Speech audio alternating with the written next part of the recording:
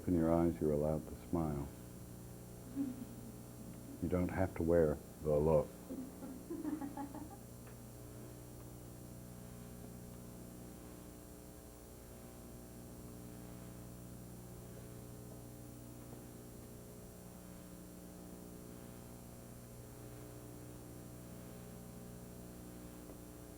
Thank you, Susan. Perfect song for the purpose.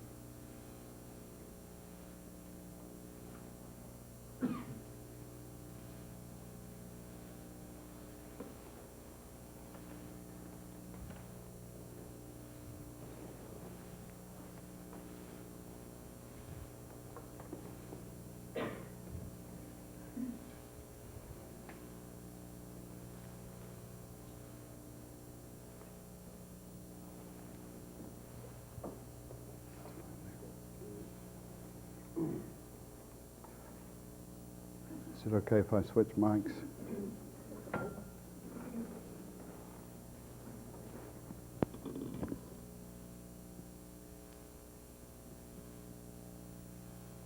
Thank you.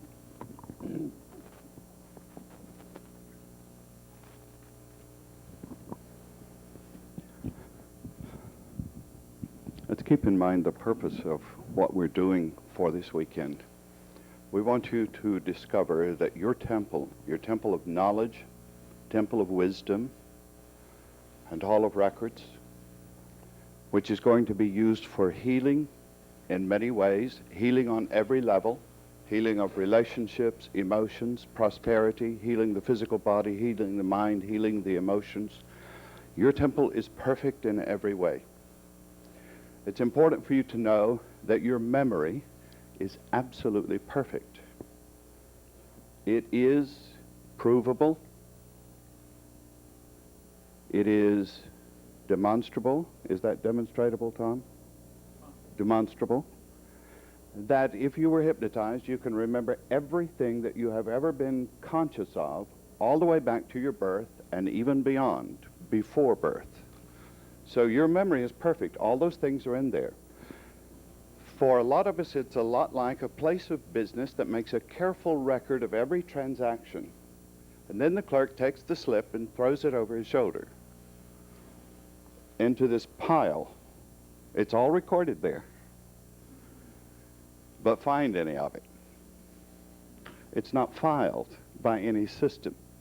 So what we're doing now is filing these memories so that we can access memory, including distant memory. You want to remember where your present personality came from, your character traits, your talents, your abilities, your curses. By the way, those are the same as your abilities. You did know that, didn't you? If you want to discover your greatest talent, look for what has been your greatest curse in life.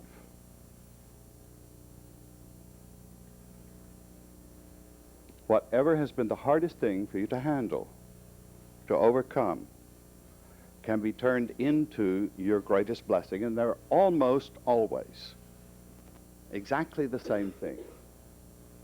Les can tell you what a curse it is to be sensitive.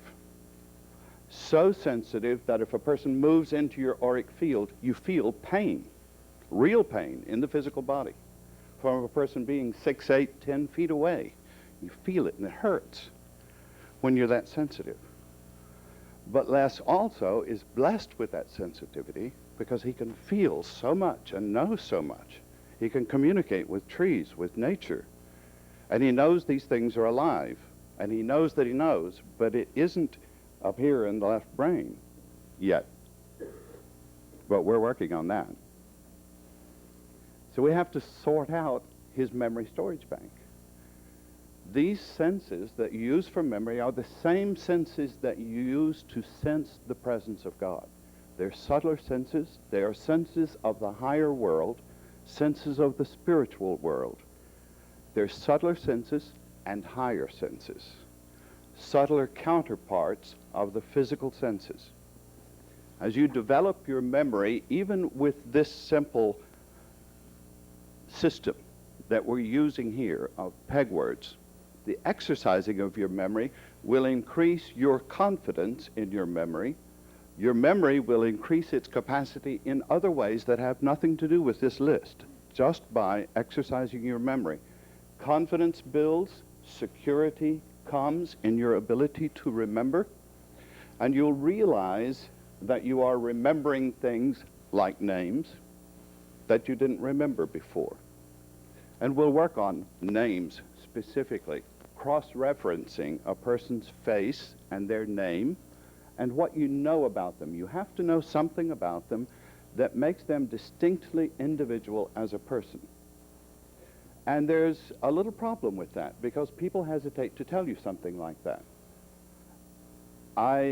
Well, let's illustrate it. I'd like you to tell me your name and something about yourself that will cause me to remember you as an individual, distinct, different, personal, individual about you. Now, if you say things like, I want you to remember that I'm loving. Hey, listen, I've got 6,000 of those already. So that's not a good file. Be unique. I want to know something unique about you. Can you think of something unique about you? How many people can? Right off. Hey, that's unusual. That's great if you can do that. You've got something that the average person doesn't have. Thank God you're not average. I'm so glad. We got some metahumans being born here. This is neat. Let's start with you, Sam. You got something unique. How about stand up and let us see your beauty while you do that. Oh, look them right in the eye. I'm not even taking the class. You are now. The class is taking you, Sam. I like to cook. Does that count? Yes, you like to cook. What do you like to cook? Soup. A particular kind of soup? Split pea. And is there with something... ham bone. Okay, that's what you do special with your split pea soup? Yeah. Ham bones. You gonna remember you. me now that way? Okay, I got you. Now you're an individual. Sam. Write Sam across her forehead in big red letters with your finger. Use your sacred finger to do this. Write Sam right on her forehead. And that's Samuela, not Samantha. Samuela. Samuela means one who hears with the heart.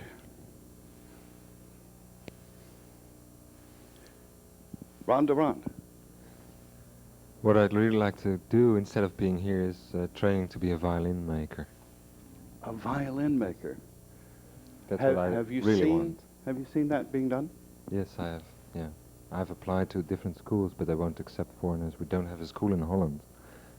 And the schools abroad, they're all filled up, and they don't allow any more foreigners. And I've spent the time with a very old man who used to go into the woods, and he would knock on the trees and listen to the sound. And then he took about 10 or 15 different trees, and this little guy came with him with a big axe, and he finally said, well, take this one. This is good sound. He would chop it off, and he would make a violin. And that impressed me very much, and I like working with my hands a lot. Okay, let's write on his forehead. Ron de Rond. That's a hard act to follow.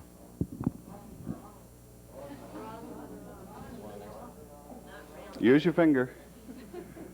Use your finger to do it. Don't be afraid to use your finger. Ron is also the one man I've met in all the world that impressed me as wanting to be pregnant and to give birth. He is so in love with the magic moment of childbirth. A special connection with that. Oh.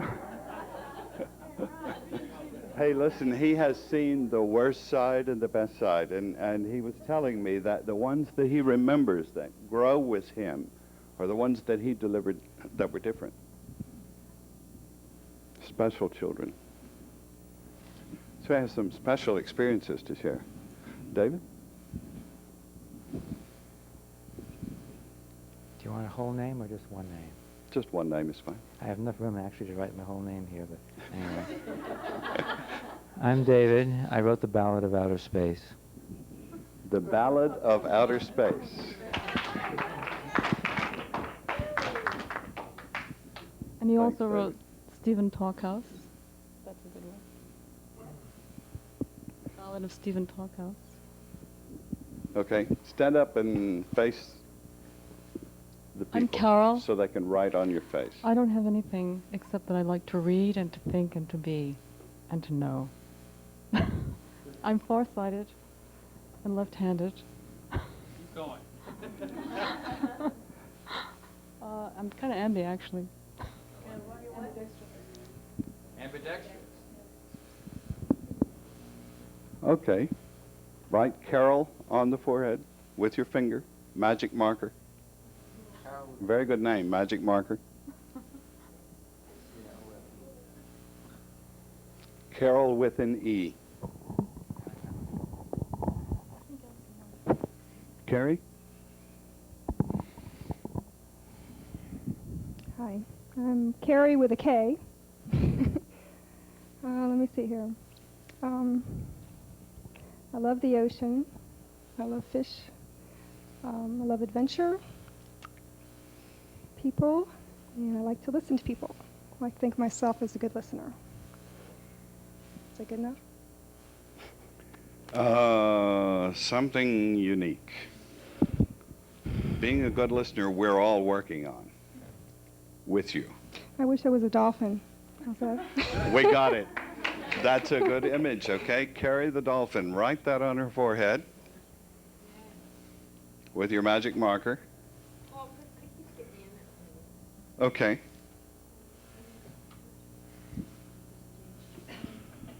Yeah. What tell us about that?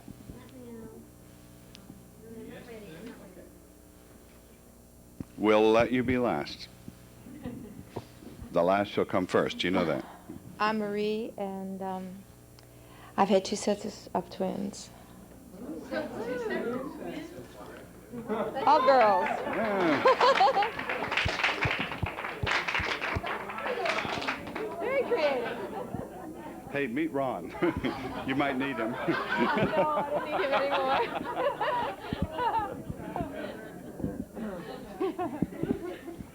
You know, since I told you that about Ron, I should also tell you he is a doctor specializing in obstetrics and gynecology in Holland, not practicing now.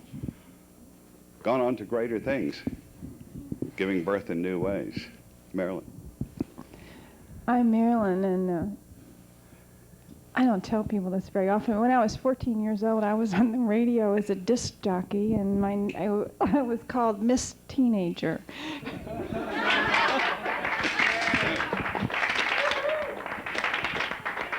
Thanks, Marilyn. Write her name on her forehead with your magic marker. I'm Peter van Dongen, and I believe I can fly. So every time when I'm on top of a hill, I have a real problem, because I still believe that I can do it. So I think at some point I need to go do parachuting to find out. And when I have the parachute in my back, I feel a bit more safe. Okay. Thank you, Peter. Write Peter, and you can write Van Dongen if you like. I'm Jackie, and I practice homeopathy, which is quite unusual in this country, not so much in England. Wait, I didn't hear it. I practice homeopathy, a natural form of medicine. He's right. Oh, you're right. Thought he was accusing me of something.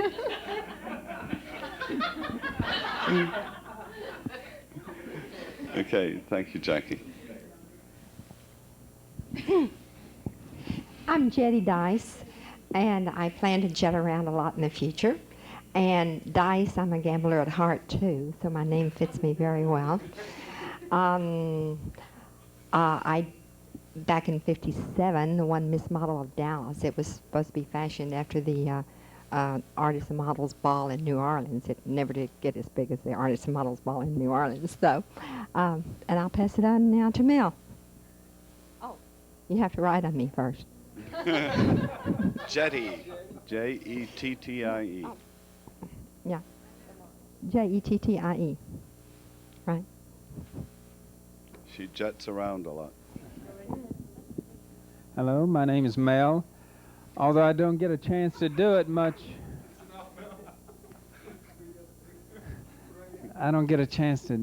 anymore. I would love to get on a nice big Harley Davidson motorcycle and go down the road about 150 miles an hour. Wow.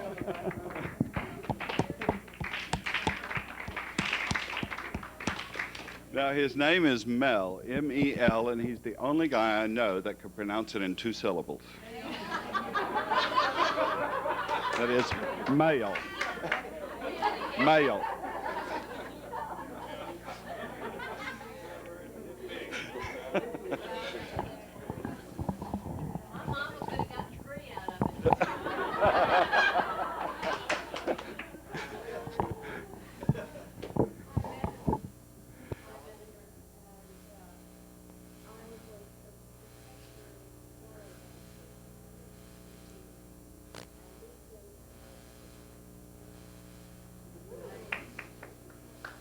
Thank you, Eleanor.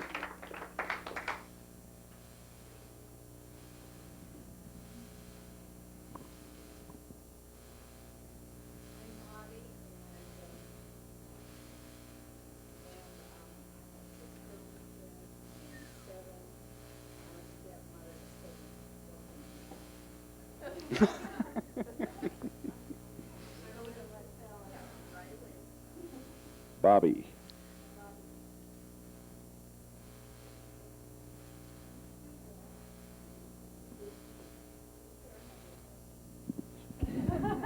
What did you do anyway, right? No, okay, I have a thing about foreign language.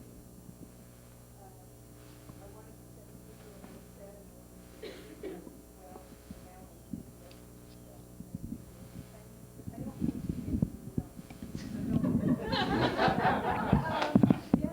now I don't think you did. And say your name again so we can write it.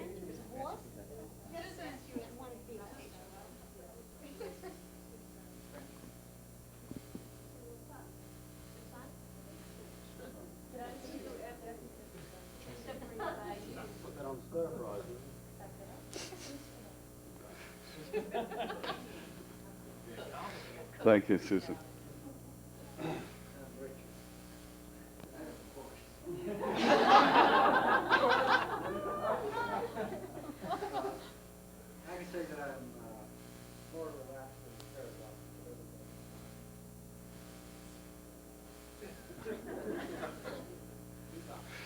Thank you, Richard. Write with your magic marker.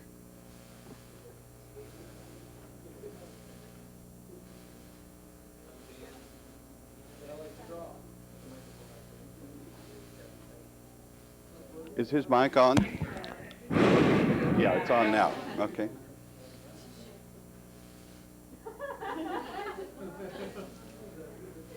It's only on for rap.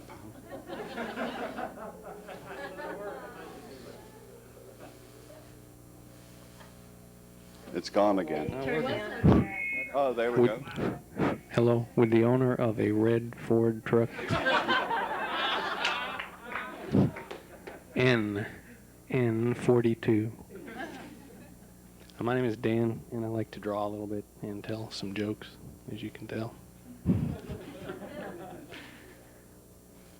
Dan with a personality. My name is Michael. See, I was born smiling. I won an Optimist Award in high school, the only award I ever won. So I'm internally optimistic, and I'm here to serve humanity. Thanks. Be sure to write that on his forehead now.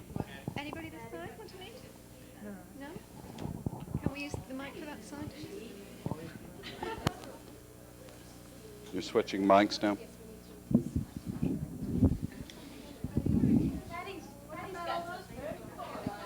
Yeah, we want to hear from you, Patty. Yes. I'm Patricia. They call me Patty because they short everything here in America, you know. So they call me Patty. I'm in the service in the Navy. Anybody believes me? You know, nobody believes that I am the Navy, but I am the Navy. And something funny is I have a lot of trouble with words sometimes. And I used to say something like Virginia Beach, you know, and everybody will laugh, and I don't know what was going on around me. And then I will have, you know, mistake between beach and you're a bitch, you know. now I learn. Now I learn. You know, I'm getting better. So that's it. Thank you, Patty.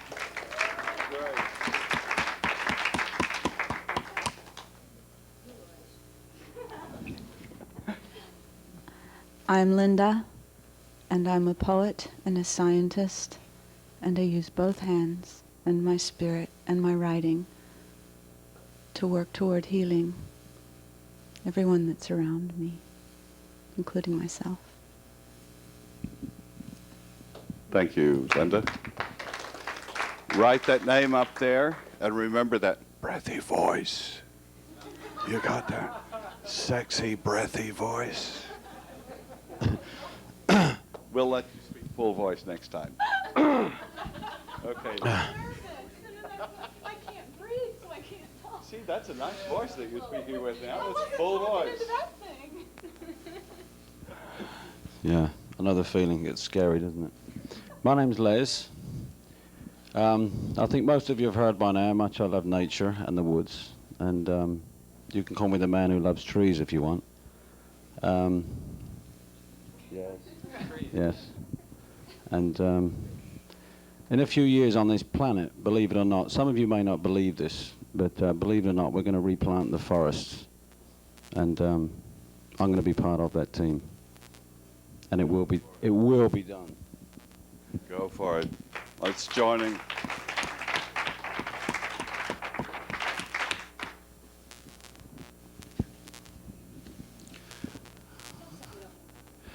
Okay. My name is Tom, and I love Italy. I have felt more at home with Italians and in Italy than any place on earth. I was in Italy for 2 weeks and can almost speak the language after about 2 weeks. And that's why many people from Brooklyn I like almost immediately because they're Italians. I don't know what it is with Italy, but I love it. Oh, you're from Brooklyn? Yeah. See. So. No. It's gonna be. Yeah. Right.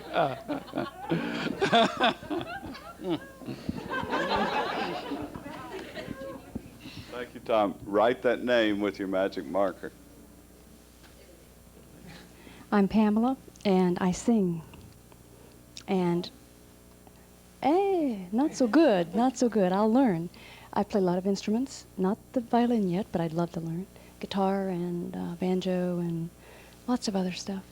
And I have spoken a little Russian. Yeah. I think the voice is probably, the singing is who I am. Okay, write the name. You got the name?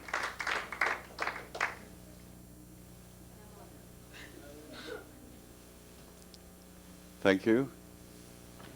Jacob. My name is Jacob. Richard spoke about feeling comfortable with the paradox. Well, I used to own a pair of ducks myself. And what I would like to leave you with is that I really...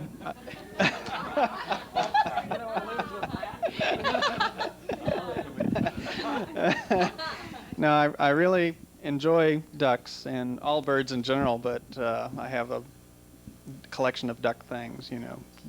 I have ducks on almost everything in my place. So anyway, I just really like birds, but particularly ducks. Okay. You like doves as well? Hmm? Okay, good. That makes Mel and I feel comfortable with that.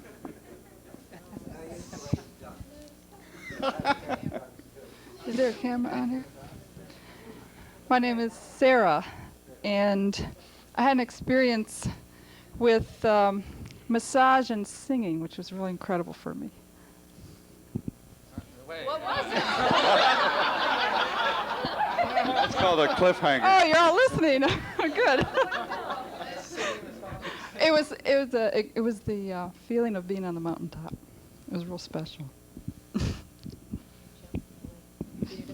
Thank you, Sarah. Be sure and write that name now on her forehead. Push the hair aside and... Gotcha. My name is Grace, and I raced a Triumph 650 before in my past. I've walked on fire 8 times. I've put my children across beds of coal 16 times, and I have and more. You walked 8, but they had to walk 16. We got the picture. They had to go ahead of me. And I have a violet plant that's been in blossom since the fall of 1986. Her kids are called crispy critters.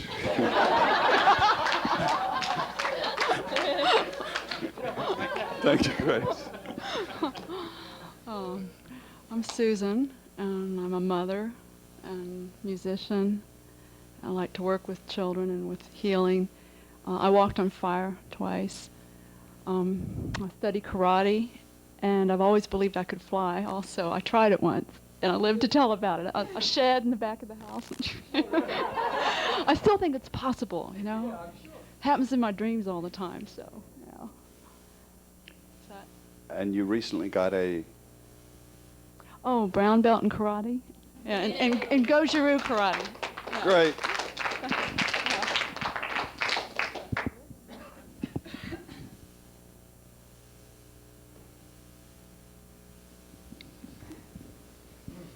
I never talked into one of these before. Does that work? Just pretend it's an ice cream cone. I can't talk with my tongue.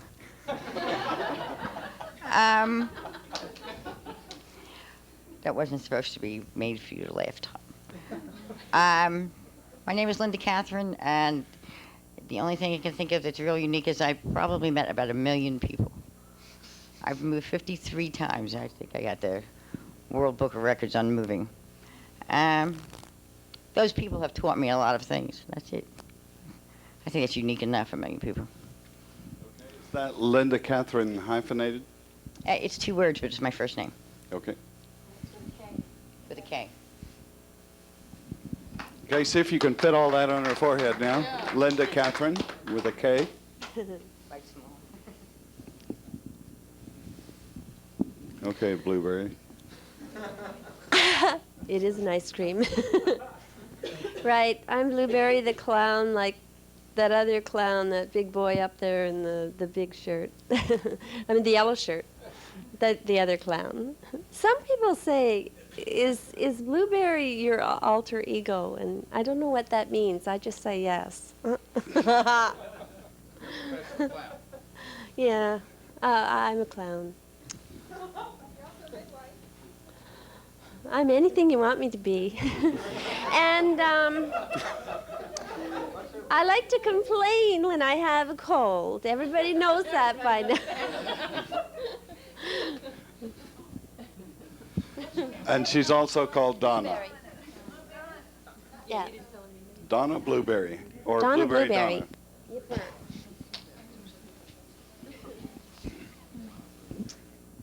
Hi, my name is Joseph, and I'm fascinated by the mysteries of the universe, and I have flown with the birds, and I have swam with the fish. Joseph. Wrestled with the bear. Yes, many times, yes. Okay.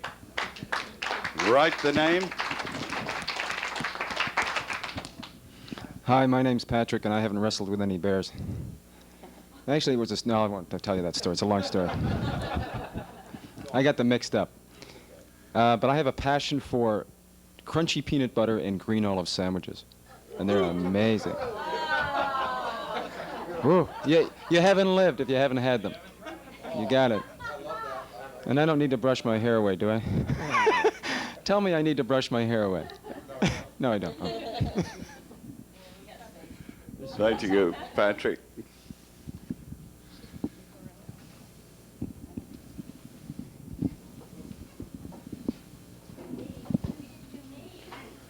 We're coming to you. We've got a couple more.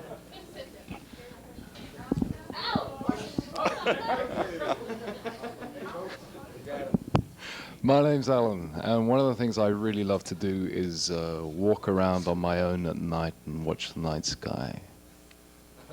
And just take it in. And look at the stars, and the wonder, and the wind in the trees, and all that. And no one else to share it with. That's what I like. Do you have a cape to fly in the wind, Alan?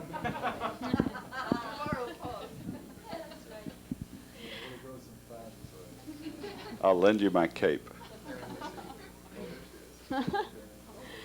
I'm Karen Ann, and when I was a little kid, I had a pony. That's when I have very many fond memories of riding my pony.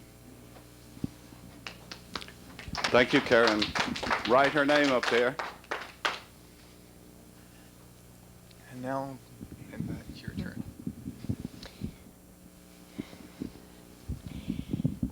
My name used to be Barbara Jane, and I want to change it to Linda Danielle because I like the name, and when the old me dies and the new me emerges, that's the name I want. I like to travel. Went across Canada on a motorcycle off the coast of BC and through Alaska and came back. We stopped and stayed at Thunder Bay, and it thundered.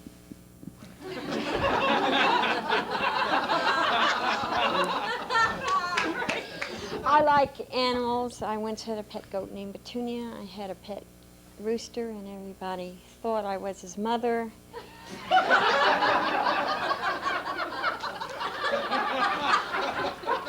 I carry him around everywhere. I really love that rooster.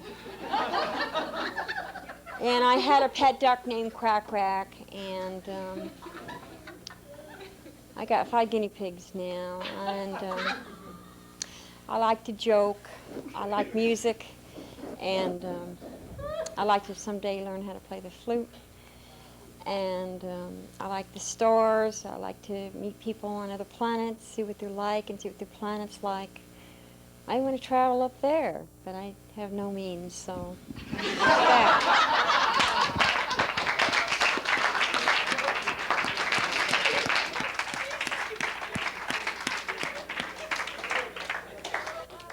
I think that's Linda Danielle Chrysalis.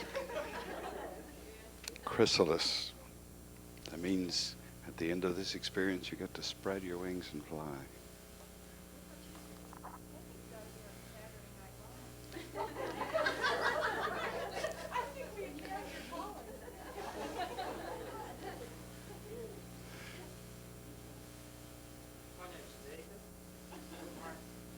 And I have a passion for my wife, kids, and hang gliding.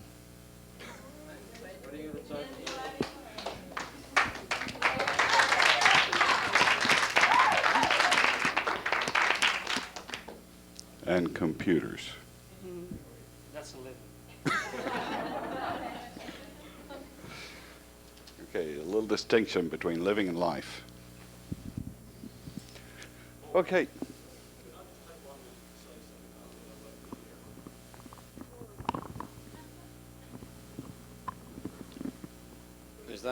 Is that no good? All right. Okay. I've just got an urge to say this. I know for certain inside of me about the trees. I've also been shown, I had a vision a couple of years ago, and a few things have happened to me. And I feel I need to say this because there are some people in this audience that I know I've got a deep love inside. Already back in England, around where I live, I've met people over the years, especially the last 2 or 3 years, that are coming to the centre, and there are people that love horses. People that one particular guy that's got a hawk sanctuary that breeds birds. I mean, he's going out of his mind, crazy. All he knows about at the moment is money and this and that. He's not woken up yet, but I do know that one day that guy's going to let all those birds go. There are teams already forming all over the planet. People that have got a love of horses inside and ducks and so on, all these different things. And I just want to say that because I do know there are some people in here that have got that love inside. If it's just for a horse, don't believe me, one day you're going to be amazed what you're going to do when you love an animal that much, because that's what you come in to do. The animals need to be looked after, and there are key people here to look after them, specialising in those fields. So I just felt I wanted to share that. Thank you, Les. And the dolphins. Carol Townsend. Well, my name's Carol, and I'm from Toronto, and I love rock and roll.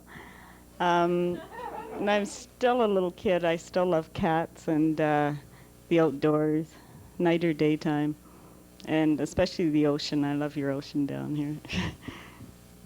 Great. Thanks, Carol. Write her name. Les probably doesn't know this, and many others of you, maybe even some of you who have been here for a while don't know this. There is a forest in India where every tree has the name Fellowship of the Inner Light on it. Do you know that? The trees were planted by proxy by people here in the congregation who sent the money. There is also a small forest in Israel with our name on it, in England, and in China. Oh, and in Japan. There is a park in Japan where all of the trees were donated by the fellowship members in Japan. They planted all of the trees in the park.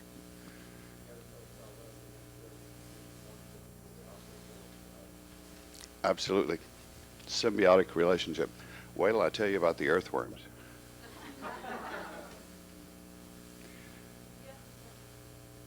I have to tell them about the earthworms? Oh, about me.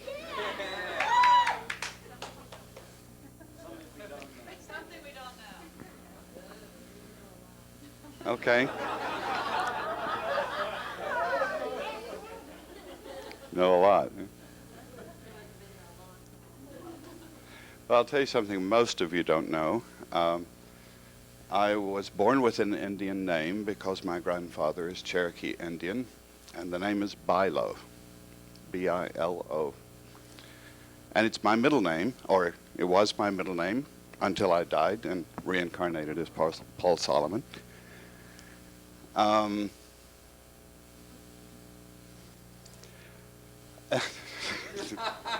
was afraid you'd ask that. It means papoose. Cuddly baby. And something else that you don't know is the first time that I went skydiving, I didn't know until I got up off the ground that I had wet my pants.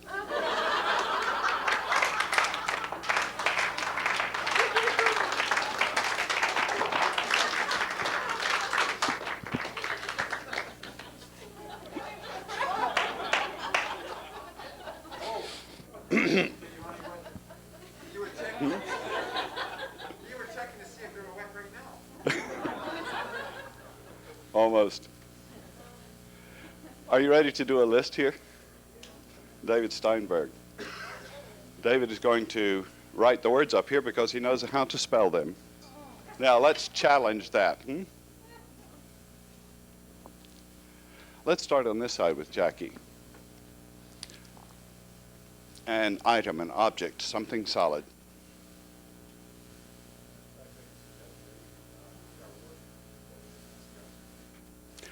Okay, will you pull words out of what people have just said as much as you can so that they relate to individuals? That's the suggestion. Jackie?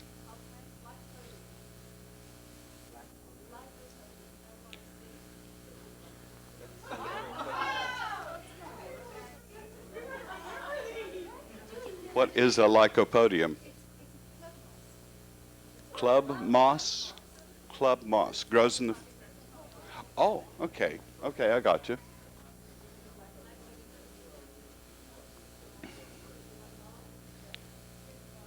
Okay, now you put that with tea, right? You've got a lycopodium tea.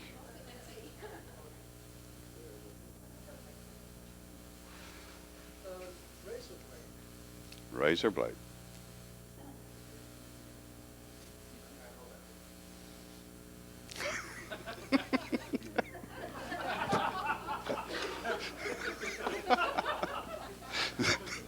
Marilyn.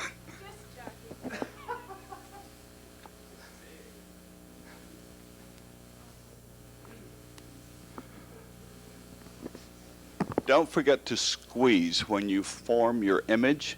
You must make this into a trigger mechanism. In order to do this, you'll have to use it several times a day, every day for 30 days. This becomes a trigger mechanism for triggering your memory. Model?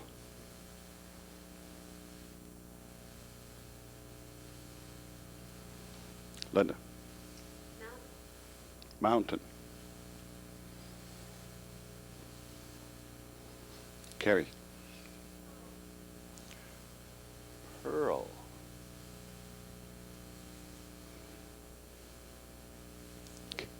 Deer? Seer. Seer. Okay, you heard that. Ron? Nappy. That's a European diaper.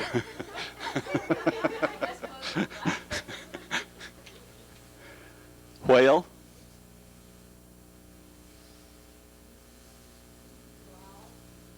Flower? Make it a particular kind. A rose? A rose. No, I just meant like flower when it's ground. Yes, whether it's baking flour or growing flour. Well, we got rose.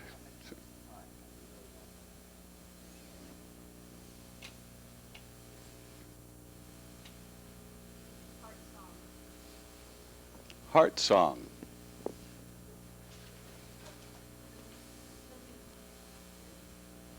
That's all right. Don't stumble on the carpet. Les? Crystal.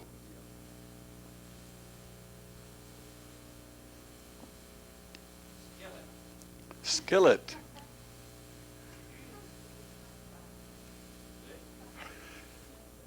Pam?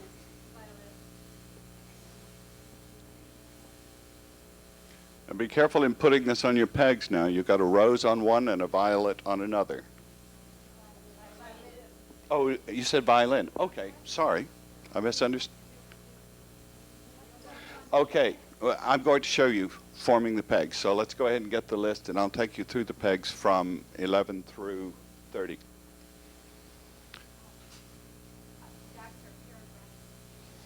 Pair of ducks. Which paradox or pair of ducks? Which one? 2 ducks.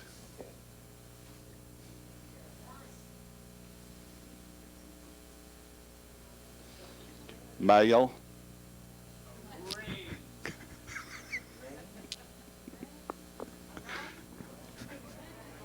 Orang.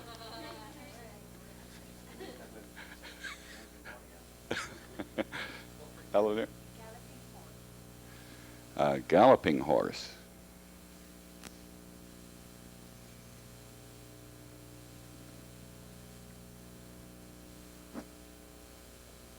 Richard. Telephone.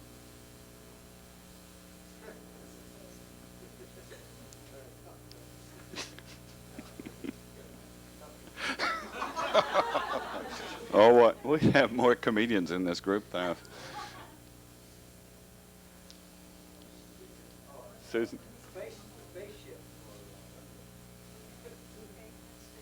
Spaceship. For Linda?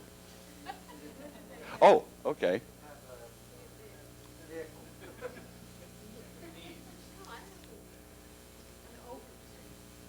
Oak tree.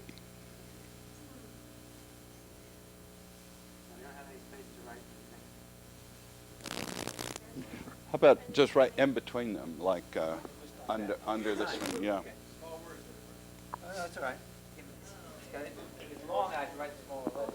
Ocean.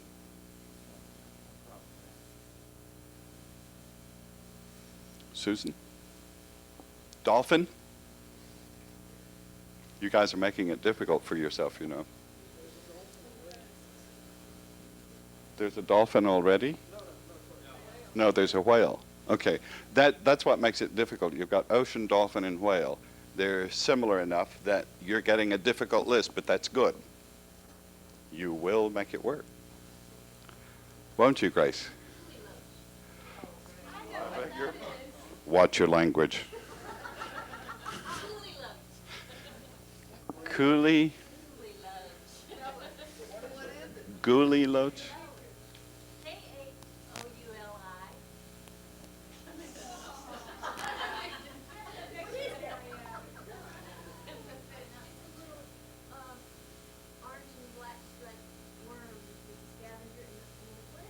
L-O-A-C-H? Oh, I know those guys. Sure. Pockets full of them. Whole cupboard. Hand. Hands. Brother Jacob.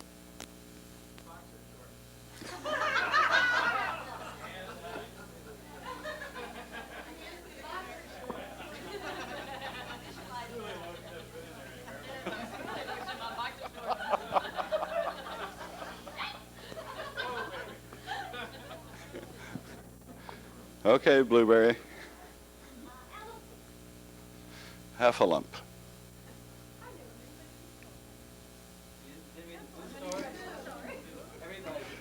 Winnie the Pooh. Heffalump. Joseph? Okay. Falcon. In American, that's falcon.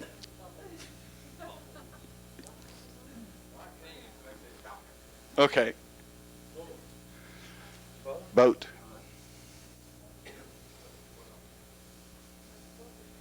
Here we say y'all.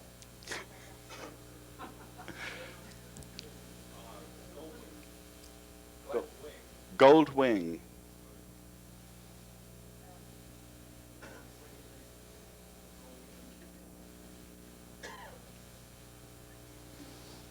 We'll take one more, Alan. Kneecap.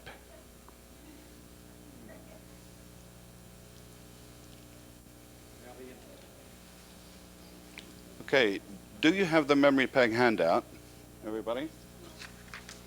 So you do have the words going up through 40.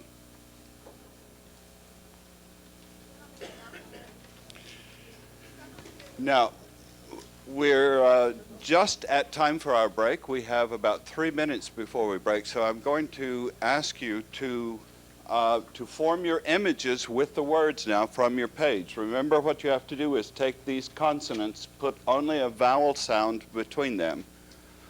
This is tote or tot or tit, whichever works better for you.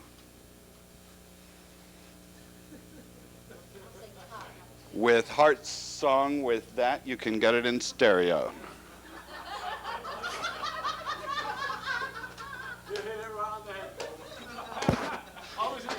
So that image was from your mind. I wondered where that was coming from.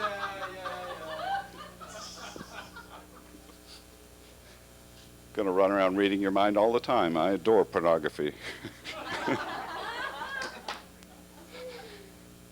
Tin, T-I-N. If there is another word that makes more activity for you than tin, it can be ton or it can be tone. The standard word there is tin, T-I-N. Form a relationship between tin and crystal, preferably a relationship that is funny or that is unusual, odd, different, paradoxical, and that has action, interaction between tin and crystal. TM. You can keep that TM if you want. Tum. Tam is the hat. That's the standard peg word, is tam o'shanter. Eleanor knows what that is. Tar, violin. Can you imagine? TL, this one is usually T, tail, T-A-I-L, or T-A-L-E, with a pair of ducks. TJ, that is usually Taj Mahal. The Mahal, of course, will take you into longer numbers if you use the M and L on that, but we use the Taj here.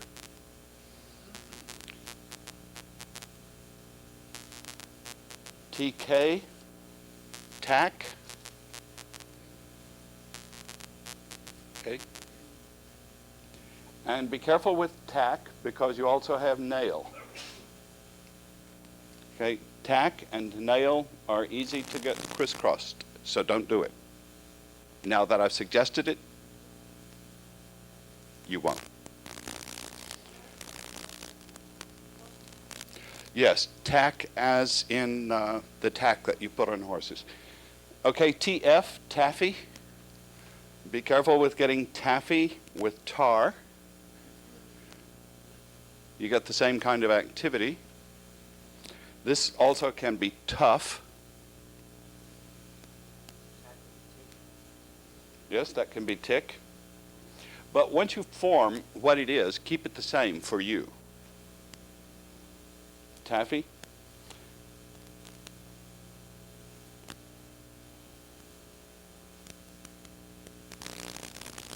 Tub. TB. Tub or tabby if you associate that with a particular kind of cat. NS, nose.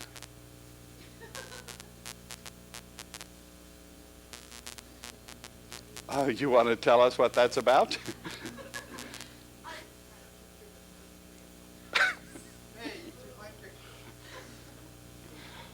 Okay.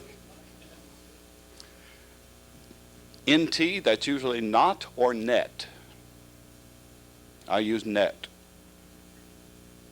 NN, it's usually none. You can do all sorts of interesting things with nuns and dolphins. Can't you? NM. Now this one is a little common, so it can be difficult. Name is what we usually use there. And an image for that often is name tag. So what you try to do is write Coolie Loach on a name tag and see where you get. Or just imagine those little Coolie Loaches in the aquarium with name tags.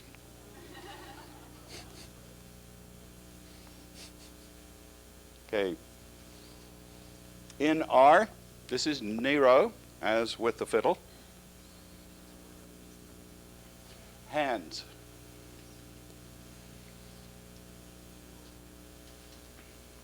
Nero is fiddling with whose hands?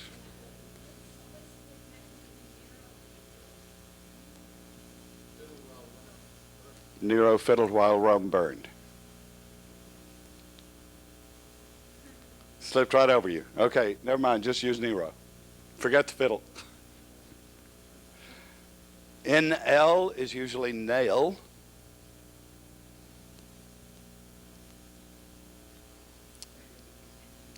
NJ, now this one might be a little difficult for you. We use niche as a niche in a wall. And of course it is not spelled with NJ, but the CH sound is also associated with J. Do you have a better? Okay, you got New Jersey on there? All right.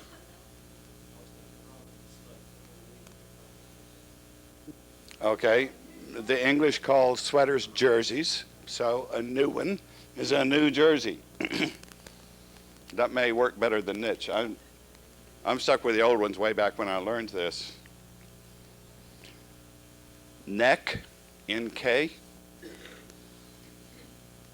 and the word to associate it with is falcon. NF, what do you want to do with that one?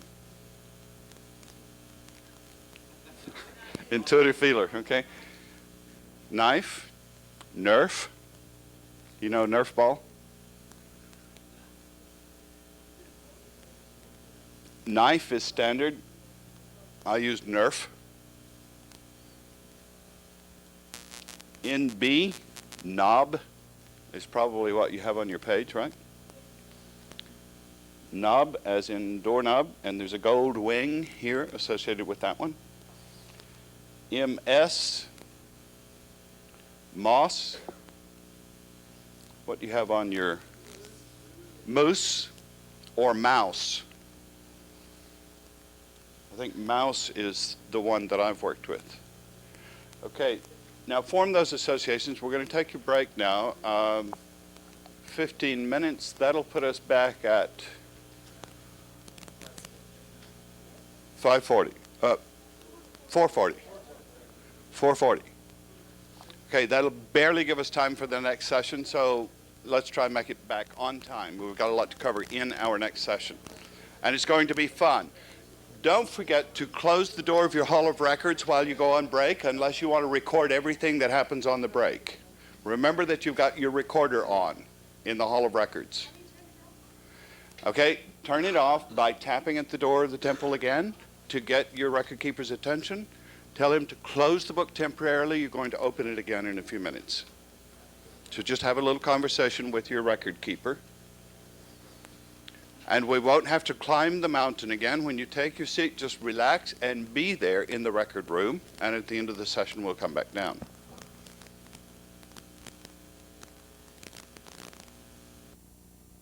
Record keeper again now. Close your eyes. Be sure that you are totally relaxed. Just really breathe out the tension and stress, any that's there. Don't work at this, any of it. It isn't work.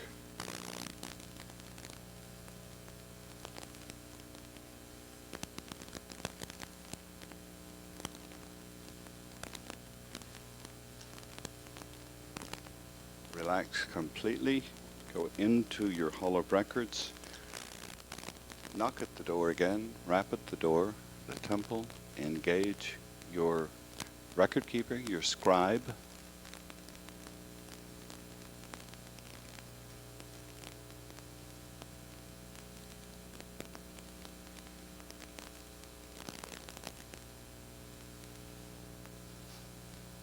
Remember that you'll want to do this very quickly as you're doing various different workshops in places where they're not using the ILC technique. You'll learn to scurry up the mountain, hang glide from the meadow to the cloud, catch a thermal draft, and it just lifts you right up there, right into the temple, yes. Keep your temple sacred. That's the one thing that you want to do. Keep the meadow and the temple sacred places. They're not used for any other purpose. They're holy places. Keep them sacred. Keep them really special. But use them all the time for learning, for memory, for using your mind, but not for work.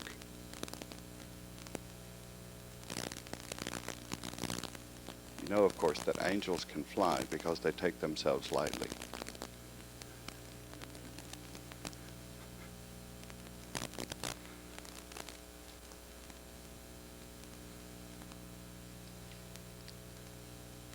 Open your eyes and smile when you're ready to go.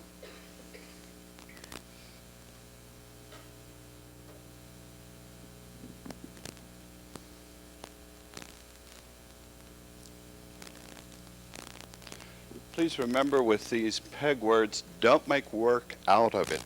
Let yourself absorb this by osmosis. You will realize that you know a lot more of it than you tried. Now, if you're going to work on these peg words at all, work on them in very short bursts. Remember that you will remember the first thing that you studied and the last thing that you studied. What is in the middle, you're not likely to learn. Let me give you a little test. Want to take a little test? I'm going to give you a series of numbers, 22, 36, 64, 86, 92, 41. Can anybody tell me the number in the middle?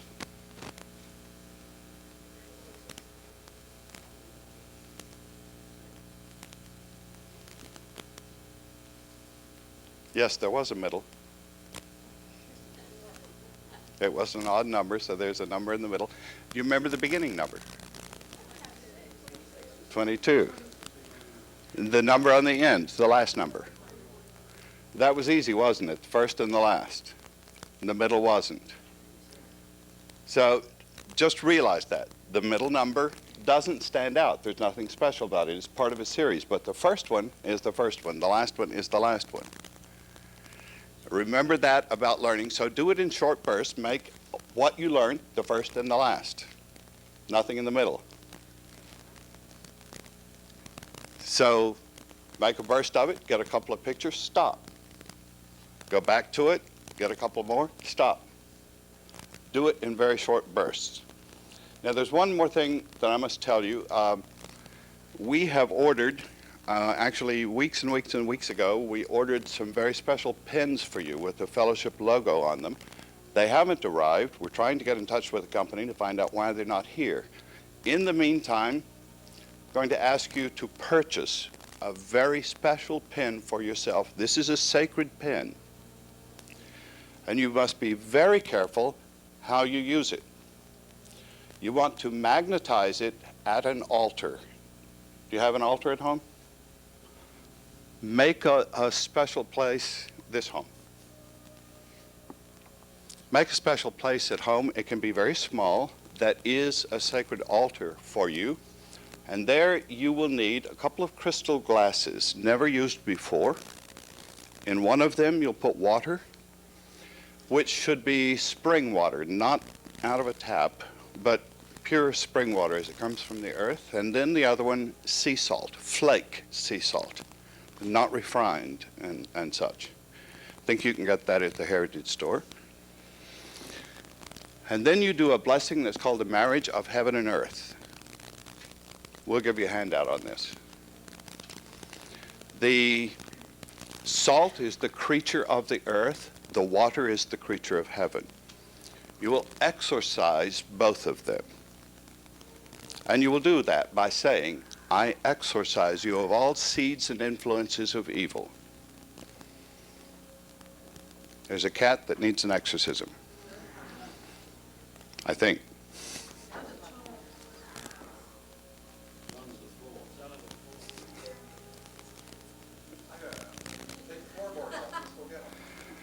That's okay. They're taking away the negative energy. They'll handle it. And with the water, you do the same thing. Creature of heaven, I exorcise you of all seeds and influences of evil. Seeds and influences.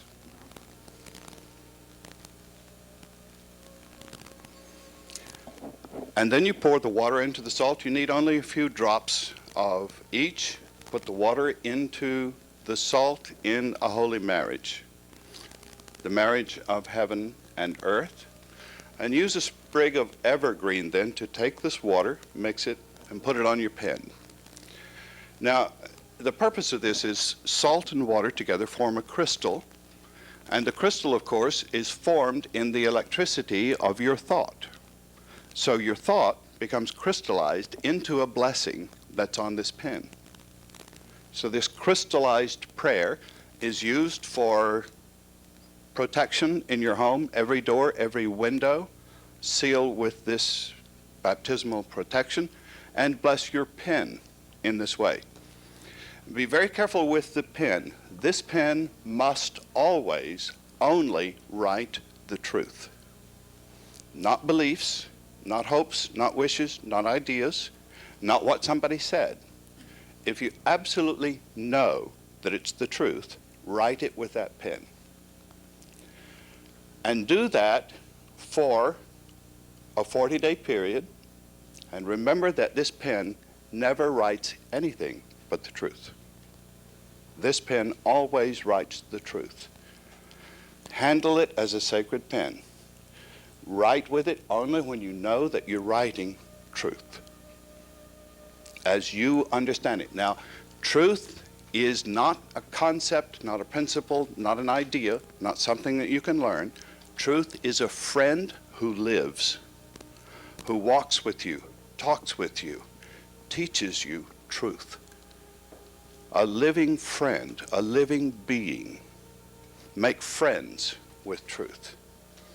And use this sacred pen to allow truth to talk with you. Okay? We'll give you a handout with that crystallized prayer.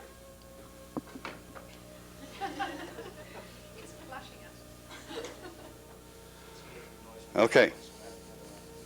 Yes, Richard. Can this be translated to a computer or disk? Yes, it can. Do the same thing.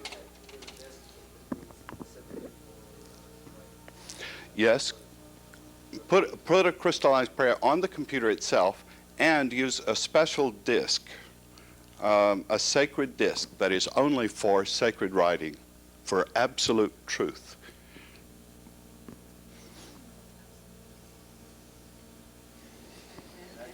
Ask. Ask and let it, okay, here's how you know when it is absolute truth. If I tell you something and you believe it, you have a belief which may be my knowledge and it may be the truth for me. When you have put that belief to work and you have seen that it works, then you have realized what I told you. When it becomes real for you, experiential, it's your own experience, therefore you know it works and it is true. When you realize it, you've brought it from heaven to earth, put it to work, it's your truth now, not a belief that I gave you. My knowledge is my knowledge. I can share it with you. That's not truth. Realize it, and it's truth for you, and you're coming from your own knowledge and your own wisdom. Okay? Now, this group of words we're saving for tomorrow. You didn't write it down, did you?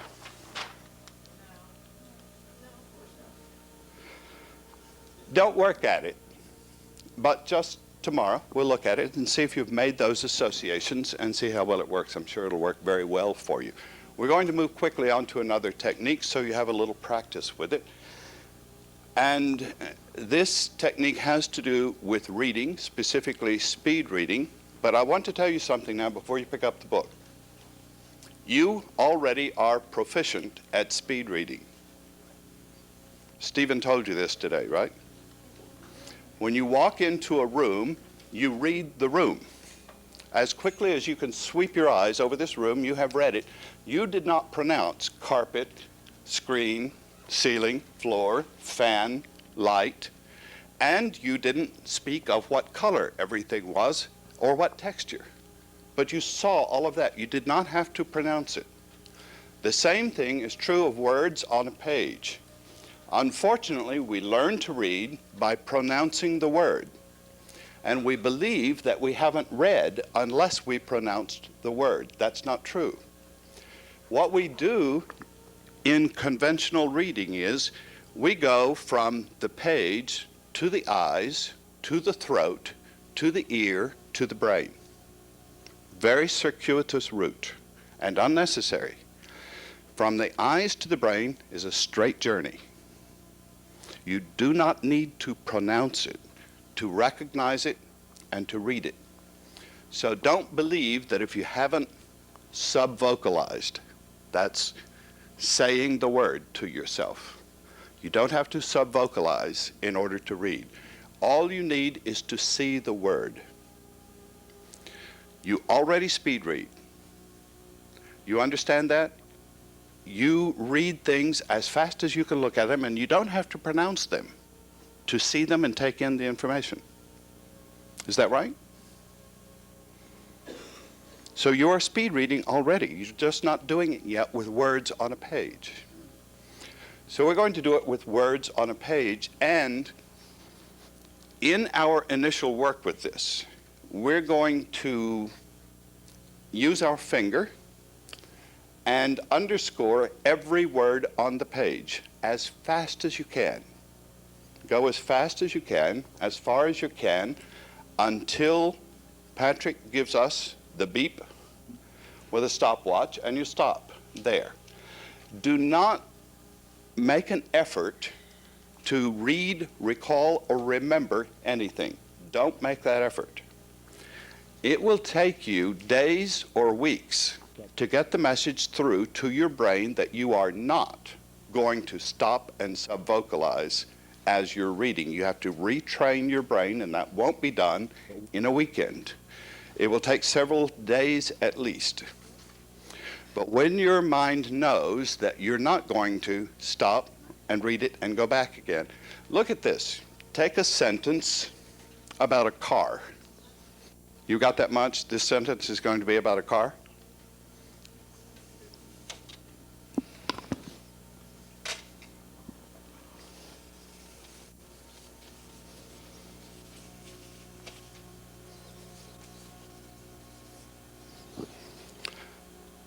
You had a car. Now, I put in long, and you had to go back and change your car, right? So your eyes went here, and then they went back there to correct that, and then they came back here to see what comes next. Now you had to correct it again, right? Your eyes come as far as this word, and you go back and you correct the image of the car.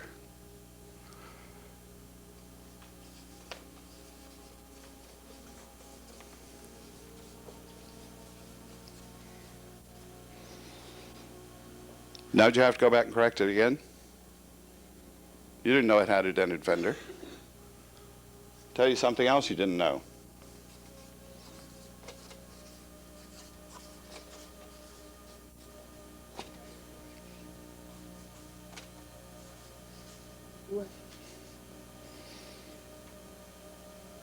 Now, what you're doing in conventional reading is your eyes are going and going back and forth, and you'll get halfway down a page and you'll go back up to a word to recorrect something that is paragraphs past. You'll go back and you'll even look at the page before. You'll also realize, here's the most important thing of all. Your mind takes in information as fast as your eyes can see it. And your mind will and does become bored if you don't give it information as fast as it can receive it. And that's why some of you think that you're stupid. You're brilliant and your mind is bored because you're not feeding it fast enough. And they call that learning difficulty.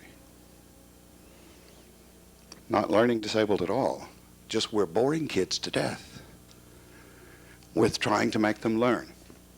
So, what about the downside? Is there a downside to speed reading? I know this is a question that I asked when I encountered it.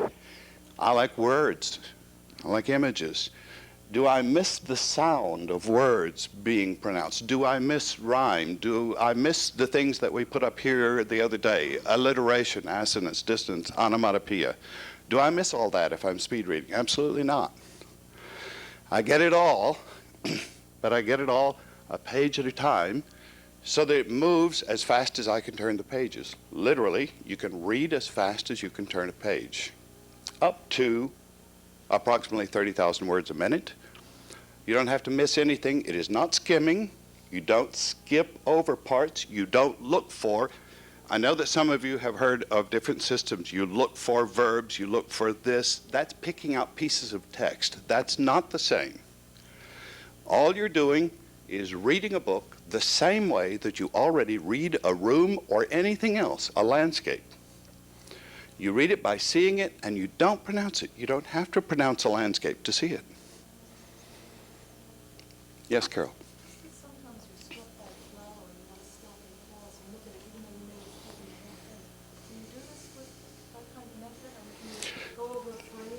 You could do it, but what I suggest that you do is close the page and do it with your eyes closed. Visit it on another level, not on the page, because you have to retrain your brain to do this. And once you've started this process, do not go back to the old way of reading. Everything that you read for the next 30 days, You must read this way. Now, do it 3 times. If you read a newspaper article, read it 3 times. Be prepared to read it 3 times. If you don't know a word that it said, never mind. You have to tease your brain first.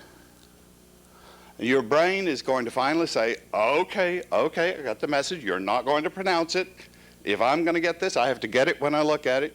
Your brain will get the message, but you have to treat it like a child. Retrain this child to want to do it this way.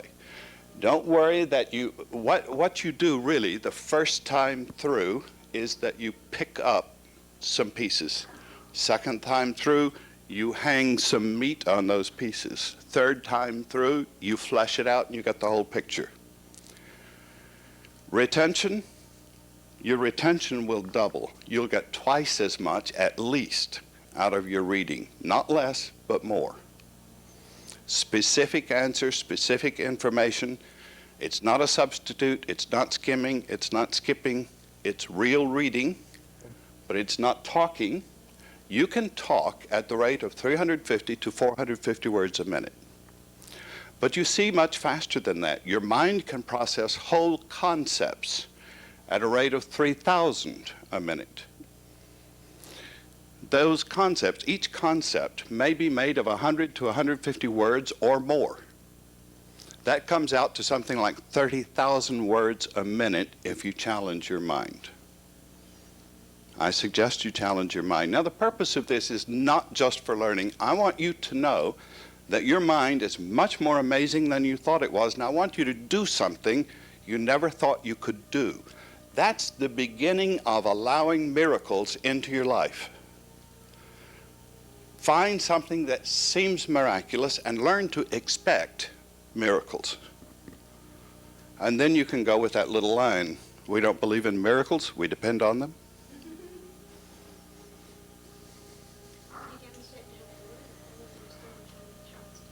I'll let you demonstrate how. Okay, you got a book?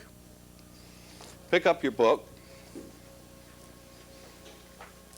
There's a book over there.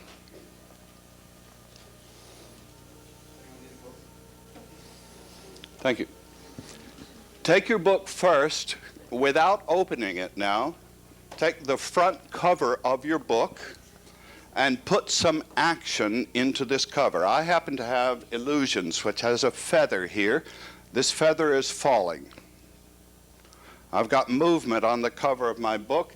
I've got a cosmic background. There are stars back there. It's a night sky with a feather falling in the night sky. I've got action. And it says Illusions up at the top, and I want to notice that unusual in, the way it's formed. Notice the form. Get a picture of this title, Illusions.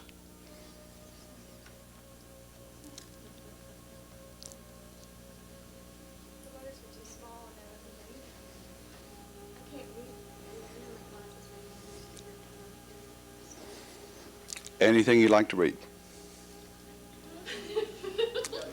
And don't worry if you need glasses and you can't see the words. Don't worry. It works anyway. Now, you may not believe that, but it's true.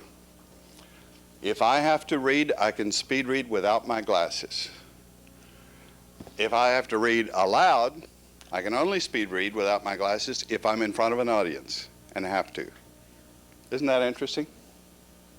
If I'm up here and I have to read, I can do it. But if I sit down to read for my own entertainment, I can't see these letters. But when I need to, I can. That's probably true of all of us. It's certainly true of me.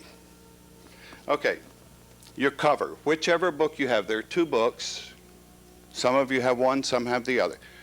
Take the front cover, make some action out of it, and see everything that is on the cover, including the author's name. Listen, it's going to be critical that you get in touch with the spirit of this author. This is part of this method. Richard Bach. Who is he? Let's see how much we know about him.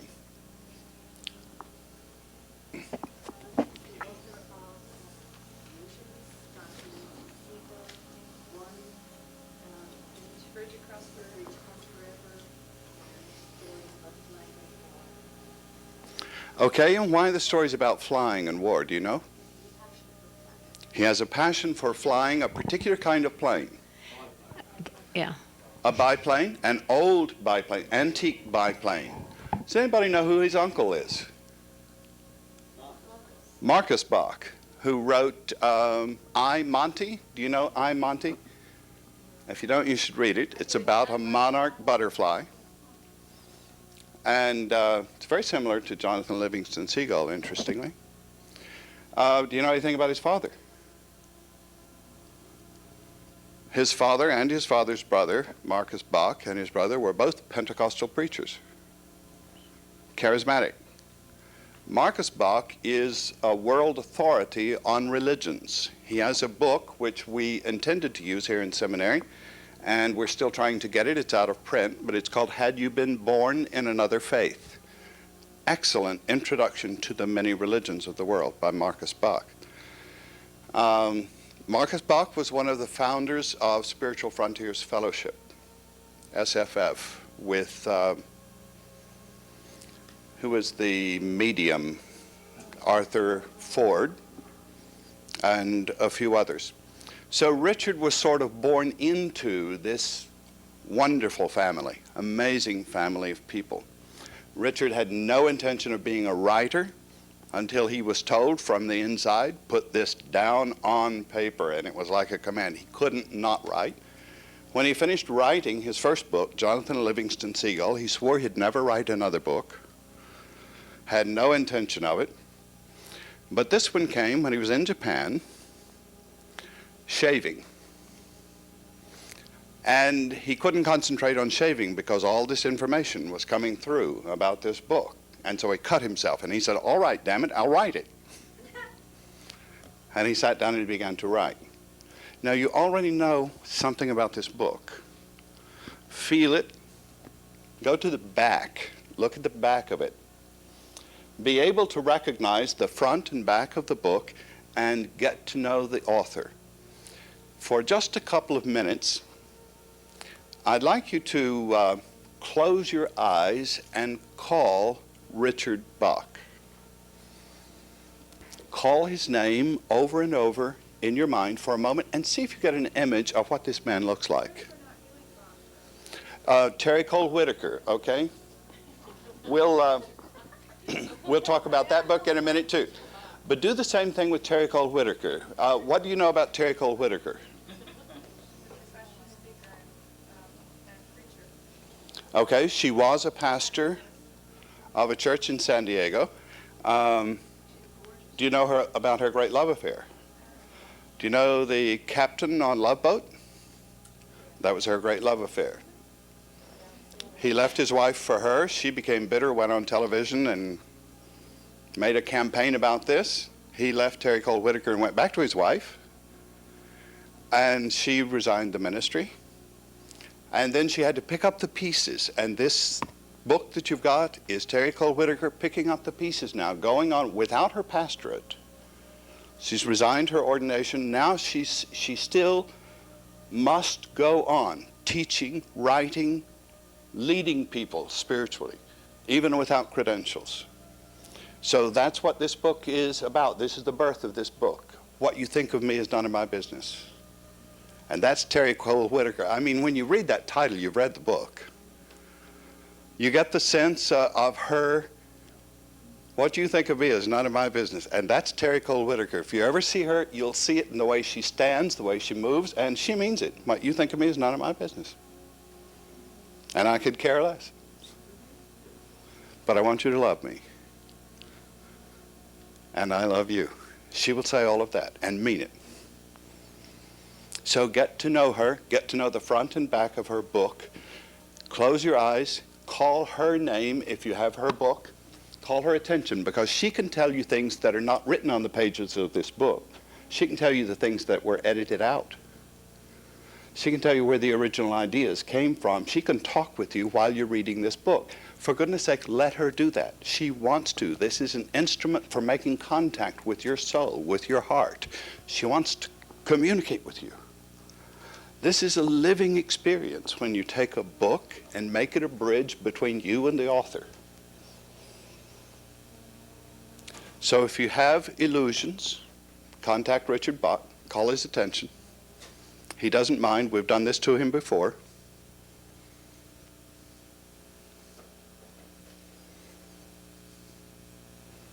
Guarantee you, wherever Richard Bach is right now, he's thinking of the fellowship. He probably knows what we're doing.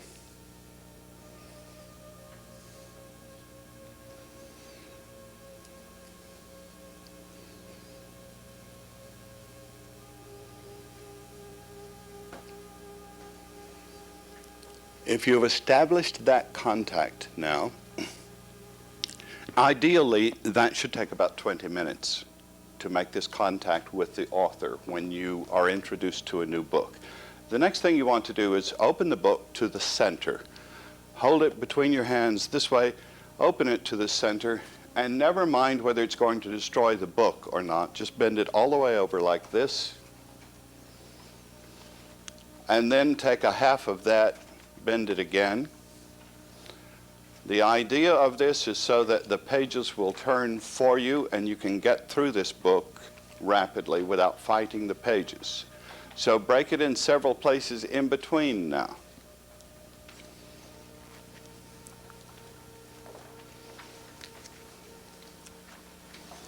Books are made to be used and to be read, not to be put up on library shelves to impress people, especially not paperbacks.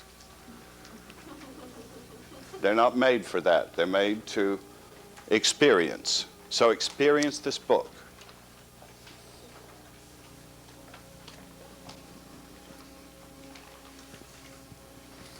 I'm going to use this mic stand, Patrick, so I can have my hands free.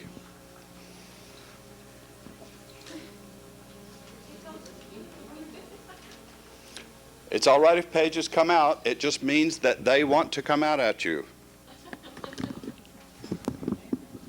Very active, living book there. Okay, now the next thing I would like you to do is open it to the fly leaf, the initial page, the first page. See what's there. I have just one word on this one. Snap a picture of that word and close the cover. And know what the print type looks like. And if you need to, take another quick peek. Just quick. Snap it like the shutter of a lens. Click. Got an image of the type. Bold. Tall. Actually, this print is double tall, not double wide. Right?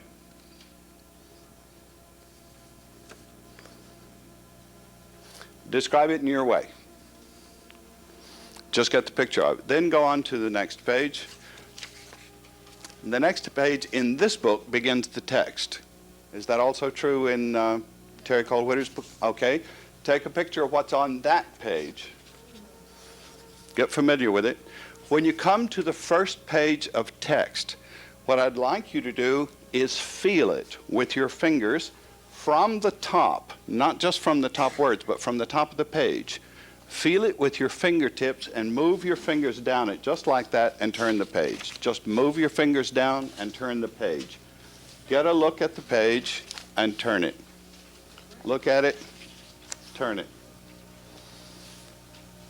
See if you spot anything interesting, but don't look for something. Don't try to read it. Your eyes will naturally follow your fingers. Your eyes follow a moving target naturally. Let your eyes follow your hand down the page. Go as far as you can through the book.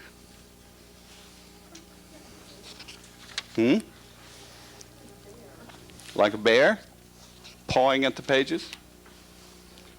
Look at them as well as feel them, but the primary thing right now is feeling. You're feeling it with your fingertips. Okay, stop. Stop. You can put your fingers in and close the page from up. I want to tell you something. There is a lady in Atlanta, Georgia, a professor, who has taught blind people to read with their fingertips. She taught them first to recognize color by touching it. And she taught them then to read a newspaper with their fingertips, not in Braille, transferring the sense of sight to the fingertips. Now, that's my knowledge. I've seen it. It's not your knowledge yet. You want to make it your knowledge? You can see with your fingertips? Okay. Spend some time every day with your fingers on the page of the book. And I want to tell you this. A wonderful friend of mine, Dr. William Kelly, Bill Kelly for you guys who remember him. Bill Kelly has never read the Bible conventionally. He wanted to absorb the Bible. And in his reading, the source told him, every day, get up, run your fingers down the page, every page of the Bible, till you're familiar with it. The man now can quote verses, and he doesn't know how they came to his mind so he could quote them because he never read them aloud. But he can quote it word for word, line for line, and tell you what book it's in, what the context is, just by running his fingers through the pages of the Bible every day. Now, the interesting thing is he not only got the information from the Bible, he formed a relationship with the Bible. So it became a sacred book to him. And he carries it. You can do that with whatever book. Make contact with the author or authors in the case of the Bible. And then you get to do something interesting. When the theologians and archaeologists and all these people argue about who wrote a book and who didn't, you'll know. They won't. And you'll know that they don't know. And you do. You see, you can remember things from the foundations of the world. If you're willing to believe on that, this book's about walking on water. It has instructions in it. I think you can do that by next weekend. I mean, not speed reading, walking on water. If the temperature is low enough. Okay, Richard. I'm going to tell Richard Bach you said that. What you've got to do, if you master that, Richard, it's okay to walk on water when the temperature is low enough, but to swim through ground, earth, now that's the next step. If you can do that one, I'll be impressed, especially if it splashes. The book says it will. Okay. I want you to spend time with this book. Take it home with you tonight. Go through it with your fingers. Please, please don't stop to read and pronounce anything. Don't pronounce anything. And when your eyes are tempted to go back up because a word caught your eye, don't do it. Don't do it. Resist. Don't let your eye go back up there where it wants to go. You pull it back down here and you keep going. Don't jump back because a word stood out and you want to say, oh, what was that sentence? Don't do it. Your brain's playing games with you, and your brain says, you're the slave, I'm the master. And you've got to learn to say, oh, no, you're not. Not anymore. Not anymore. That's the way it used to be. I'm born again. Now that I'm born again, I'm in charge of this house. You are my brain, my mind, and you will do what I say. Okay, Susan?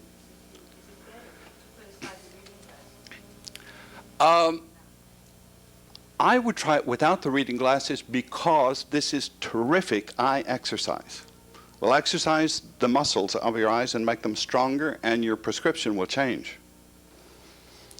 So try it without your reading glasses. If you have to have them, use them. If that reading glasses will make the print blacker and stand out more boldly. So if you can do that and they don't get in your way, do it. But try it without your glasses. Yes? Well, you're asking a question that's a little too soon. I want you to have the experience and know you will get more absorbed in this thing when your brain is taking in all the information it can take without being bored. Because when it's bored, it goes chasing rabbits. And then you have to bring yourself back to the text. When you are going as fast as the brain can take in information, you're eating up that information and digesting it and experiencing it. And you'll really go. Yep. We're going to give you some more motions. Remember, this is just the first exercise. We're going to give you more exercises tomorrow. This is just the first one, but I do want you to turn every page of your book and just move your hand down it, let your eyes follow your hand. That's all we're going to do for now.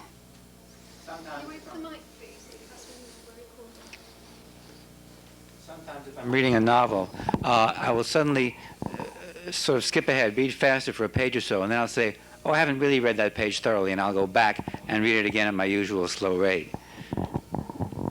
Don't do that. Resist the temptation. If you're going to go back, start at the beginning of the book. All the way. Tell your brain, I mean, this is to get in charge. Tell your brain, no, I'm not going to go back a page or two. If you want to go back, we'll go back to the beginning of the book. Get in charge of your little undisciplined kids. Yes, Richard? I would think the same principle would apply in my conventional way of reading. If I am reading with my finger, my mind shouldn't be daydreaming. Total focus. That's right. Taking in information as fast as you can, your mind is not going to wander and daydream. However, it still will make associations, and it will bring in other related information that you have caught somewhere else. So that will still happen, but it will happen at a much, much faster rate. And sometimes you'll stop. And the author will go on carrying a conversation with you. And I've had the experience of opening the book again and finding that what I was told by the author is not on the page of the book. First time that happened to me, it was a real freaky experience. And I learned that I can get so much more out of a book if I make contact with the author. The first person this happened with for me was Diane Fortune. I opened one page of her book, and she started a conversation with me that went on and on and on. And I ran with this book to show it to a friend and opened it, and it didn't say any of that stuff. And I realized that it wasn't on the printed page. My eyes were full of tears anyway. I couldn't have seen it. It was just so beautiful, so wonderful having this conversation with this woman who was standing there with me. Let it happen. These are not strange things that happen to other people. They are your precious things that can and should happen in your life.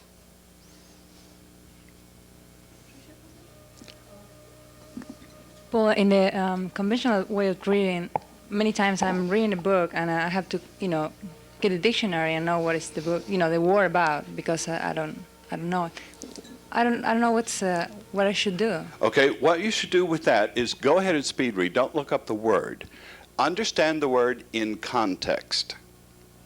But make a note of it to look it up later after you finish with the book.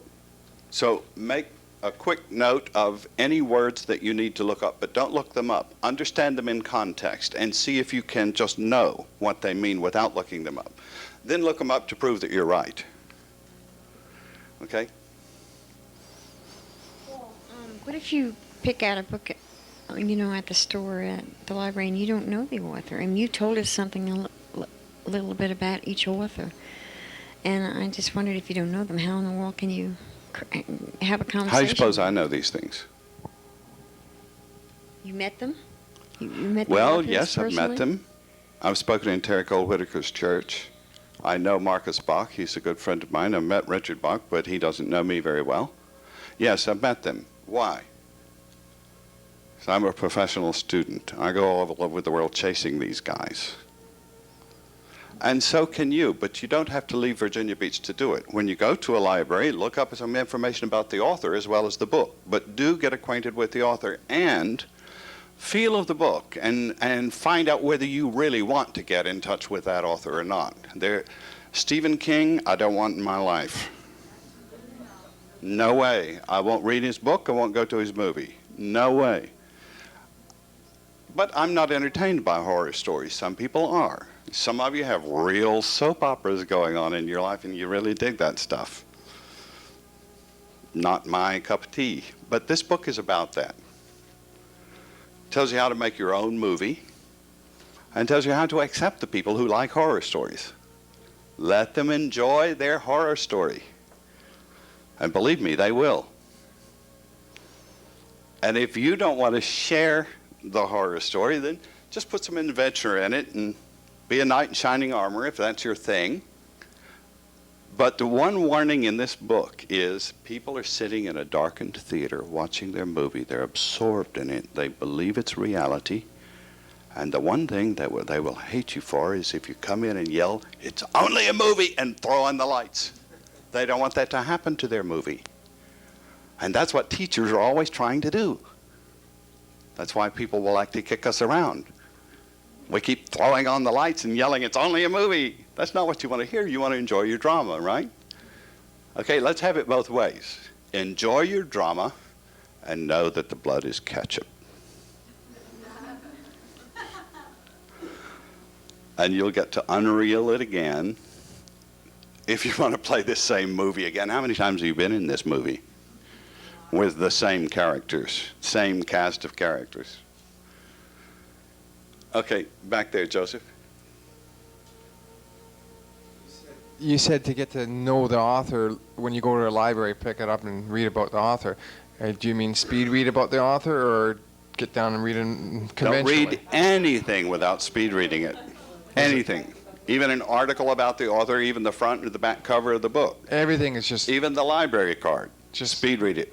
Don't Right. read any other way. Don't pronounce words when you come to them. You must drop that habit completely or you will sabotage. Now, what you can do is go to the librarian. Most of them are educated, but they don't speed read. And ask the librarian something about the author or the authoress, whoever wrote this book. Ask, where can I get information about this author? Has he written anything else? Is there anything written about him? Get to know him. But if you can't do that, get in touch with the author in your own consciousness. Call the name. There is a law of names that says when a name is called in the universe, anywhere, when your name is being called, it will attract your attention to the caller of the name. That person will think of you if they... Sure. Don't you ever think of people you don't know? Who was that guy you dreamed about last night? I bet you did. Yes, David? Not necessarily. You can get a lot more from this one. I mean, this book will stand reading 10 times at least. And every time you'll get more. But you'll get more out of speed reading it 3 times than you will get out of pronouncing the words 10 times. Much, much more out of it.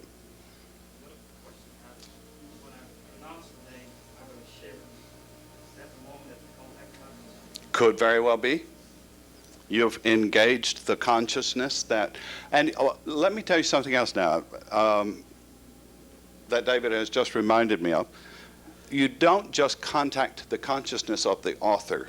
In books that are channeled books, such as this one, you will also get in touch with the presence that channeled the book through him.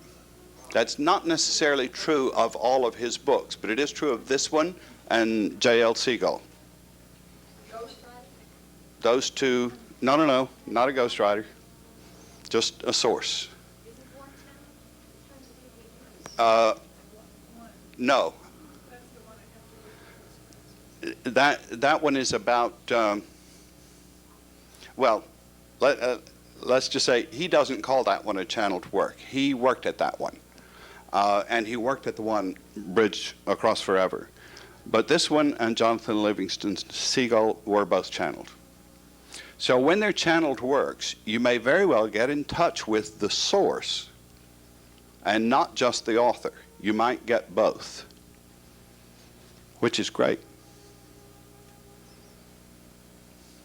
Richard? If I speed read this, with my finger going down as fast as I can turn the pages. My conscious mind will not know, but over practice, it will be coming to me, and it will become an exercise that I'm very familiar with. Yes, that's right. Just give it time. You will realize it, and you will remember it. It will come to consciousness, and it will come to consciousness pretty soon. You'll be reading not a line at a time as you do. If you're going this way as fast as you can, you'll take a line at a time. Going this way, you'll take a third of the page at a time, like this. But when you just turn the pages and don't use your fingers at all, you'll take a picture of a whole page at a time. And you're quite capable of doing that. Don't doubt your ability. For goodness sake, don't doubt your ability. Prove that this will work. Don't prove that it won't. When you speed read 3 times, do you mean one after the other, or leave some time between? I leave some time between usually, unless I'm really excited about the book, and then I read it 3 times while I'm still on the plane.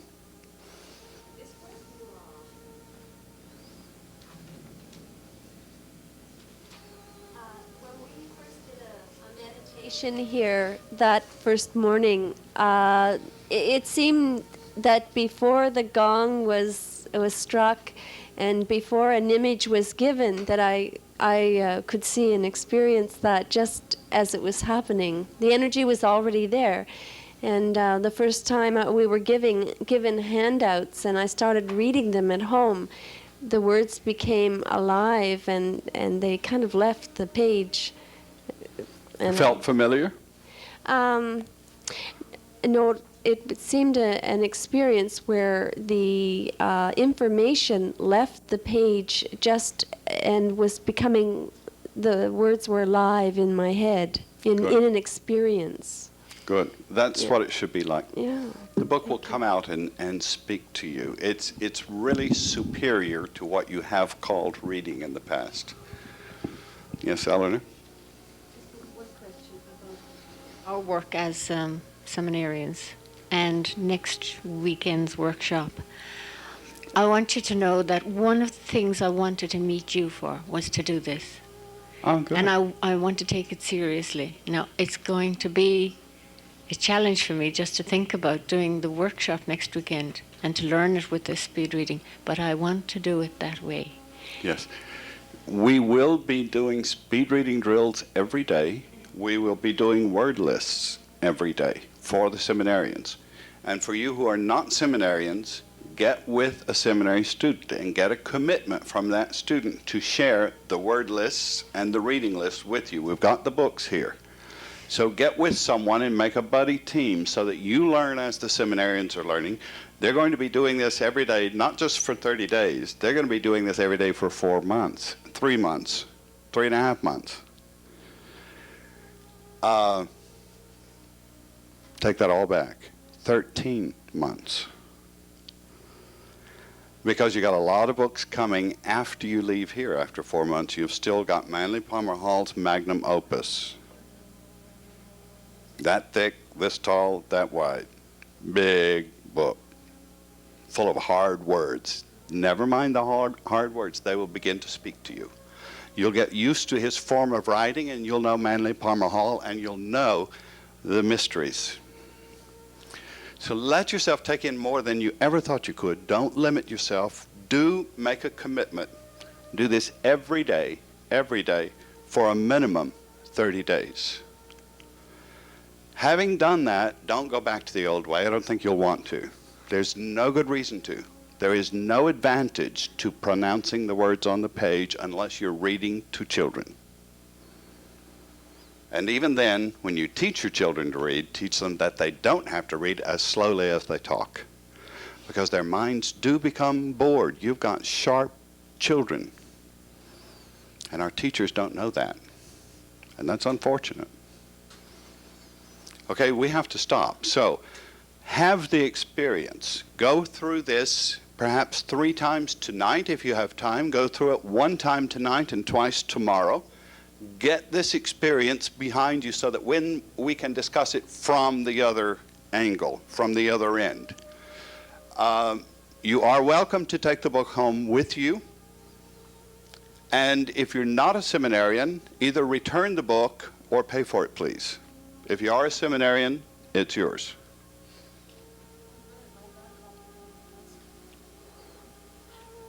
Okay, what you must do now is speak again to your record keeper. Make sure that he recorded all of this.